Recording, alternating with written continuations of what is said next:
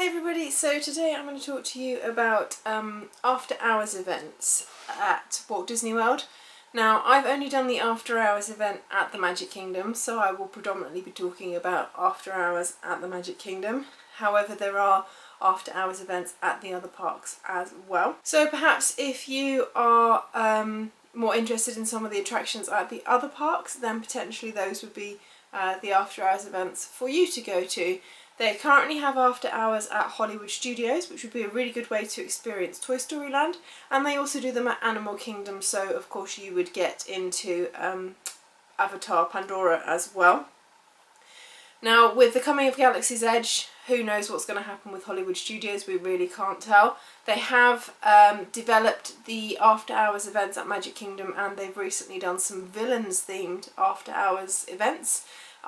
I don't really know anything about those events, I haven't really seen much about them, but it appears to be a sort of a mini Halloween party really. There's villain stuff going on, and then there's shows and stuff as well, I think.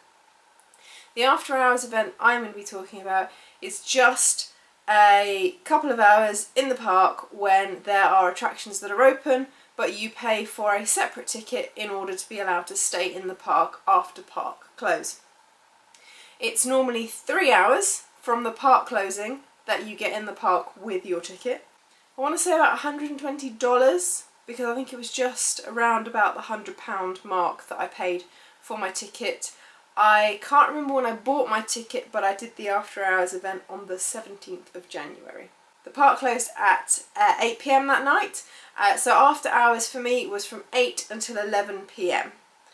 Now, the after hours event it's designed for lower crowds. That's the main aim of this event, and I can say now, hands down, this is the quietest I've ever seen Magic Kingdom. It was pretty much deserted, and I got to ride alone on most of the rides that I rode on. I got actually some really incredible photographs, which we'll talk about in a minute. So the first thing to know is that you will have your separate ticket for the event. If you're in the Magic Kingdom already that day, if you've got an annual pass or a park hopper, or you're just planning to do Magic Kingdom for your day and then carry on in for the rest of the night, you will need to pick up a wristband, exactly the same as for the Halloween or Christmas parties. You can do that at guest relations. I actually went to guest relations to say, what do I do? And they went, oh, here you go. And they gave me a band.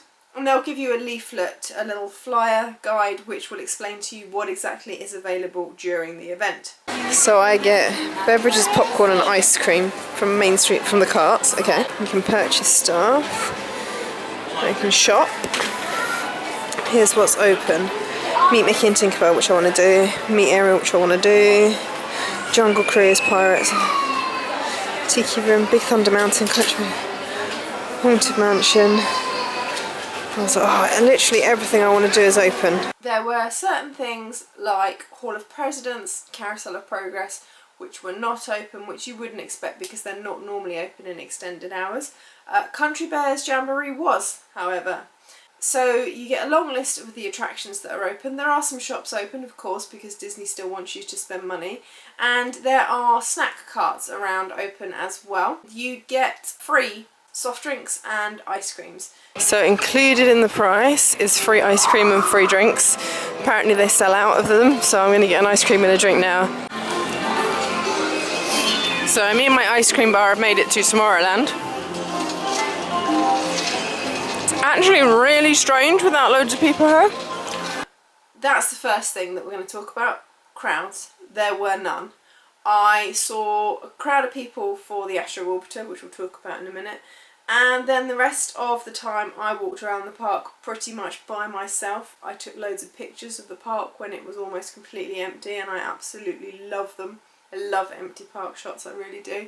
And I got loads of on-ride photographs of by myself as well, which is another really, really cool thing. Now obviously if you're travelling in a group, you're going to have other people in your picture, but for a solo traveller like me, it was actually quite fun to be able to do those really silly poses on Space Mountain and Splash Mountain all by myself. Got a boat to myself on Small World, so I took a selfie on the Small World boat. And Pirates of the Caribbean, I was almost by myself, and literally as the gates were closing, they put another couple on my boat. But there was 3 of us in the whole boat, which was really, really fun as well. So it's a really good way of getting pictures of your group without other people in them, so you're not shoehorned into a strange couple next to you. Your family's not mixed in with 3 rows of other families. It is a fun way of getting some really, really good pictures. And just, you don't have to wait. It's brilliant. You don't have to worry about making fast passes, and you don't have to worry about the lines. It's really, really good. So I would definitely recommend it. I managed to do 13 things in the 3 hours. That includes 2 character meets, because I did go to meet Ariel, and I did go into the Princess Fairy Tale Hall as well. So what would I do differently if I did it again? I wouldn't start with the Astro Orbiter. The reason I went to Astro Orbiter was because I went to Seven Dwarfs Mine Train first, and it was shut. So I just walked through into Tomorrowland, and I came to the Astro Orbiter and I was like, it normally has an hour wait, I might as well give it a go. The problem was there was one cast member operating the whole ride. So upstairs she was operating the lift to come down to pick people up, she was operating the lift to come up for people, she was then sorting people out in the queue, she was loading people, and she was pressing the button for the ride. So it did take about 20 minutes to get onto the ride, even though there was hardly anybody there. So I would skip the Astro Orbiter because it had a knock-on effect for the rest of the night.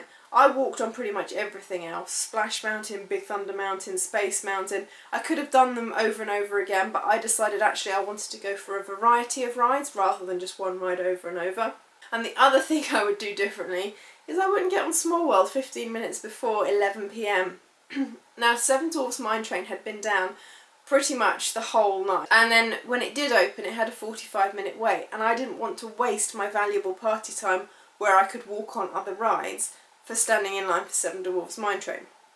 So my strategy was to get in line for Seven Dwarfs Mine Train at about 2 minutes to 11, and then it didn't matter if I was in the queue for 45 minutes because it was going to be time when the park was closed.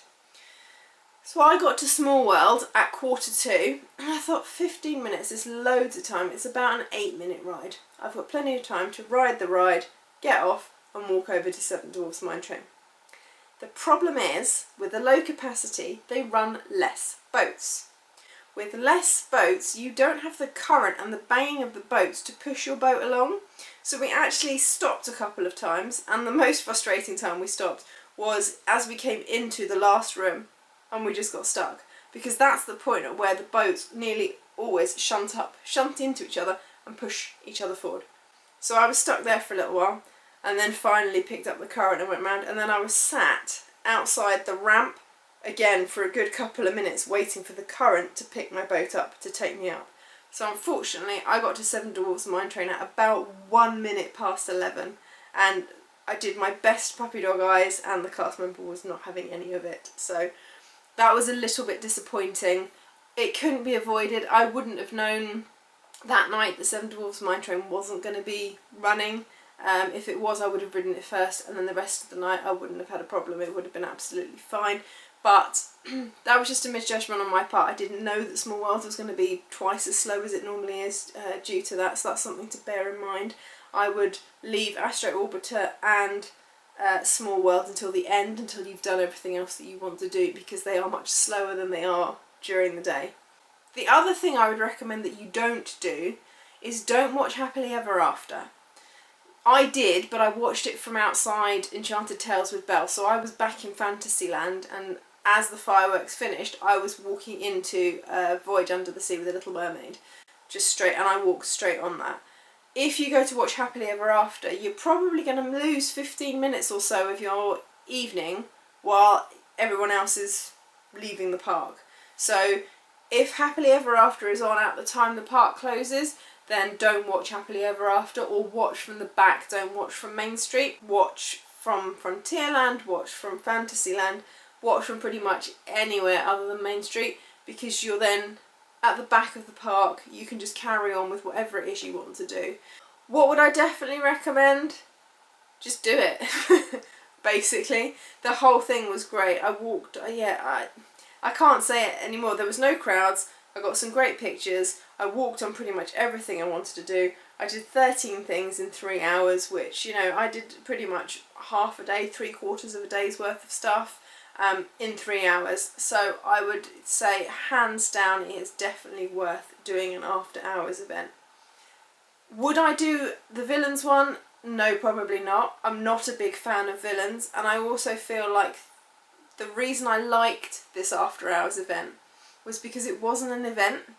There wasn't other stuff going on. There's lots of events and things that you can go to that are hard ticket events, like the Halloween party, the Christmas party, and I do love them.